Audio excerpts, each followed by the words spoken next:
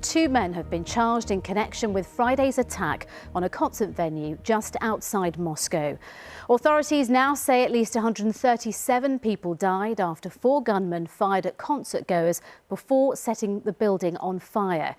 Well, today was declared a national day of mourning for the victims. The Islamic State group has released graphic footage which appears to back up its claim of responsibility. But Vladimir Putin has suggested Ukraine was involved. Here's our Russia editor Steve Rosenberg.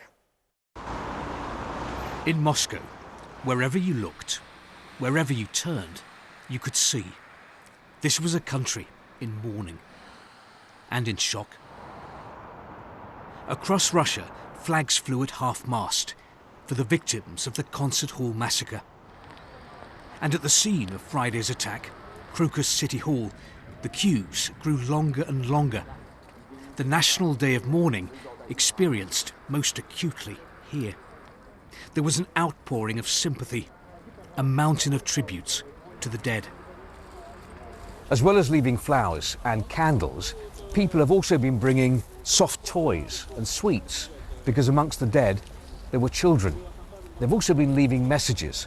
One is addressed to the attackers, and it reads, "You are scum. We will never forgive you." Among the crowd, there was a mixture of grief and anger. It was a big shock because I live nearby and I saw it from my windows. It's horrific and a big tragedy. Such a terrible loss, says Natalia. I'll never forgive or forget. Bring back the death penalty, Yevgeny says, for terrorists, for sure. This is how the attack had begun, with gunmen in the foyer and desperate attempts to take cover. The attackers moved on to the auditorium. By the end of this, more than 130 people were dead.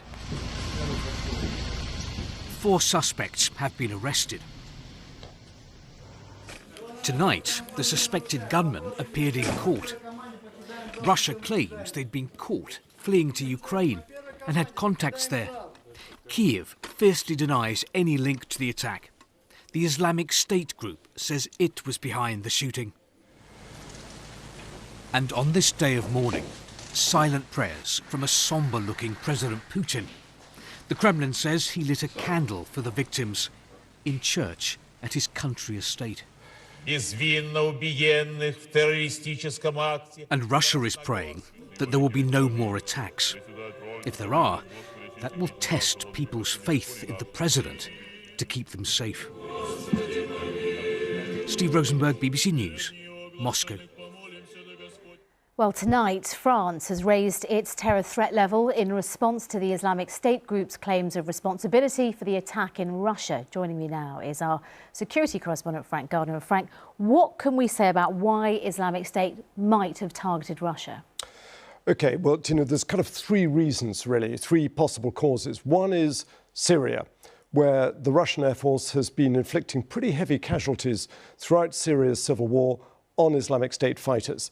And a recent communique by Islamic State's kind of leadership said, we will never forgive and forget. In other words, we will settle scores. So that's one possibility. Another is Afghanistan, where ISIS's what's called Khorasan branch are fighting the Taliban. Now, that's going to sound strange, but they are mortal enemies.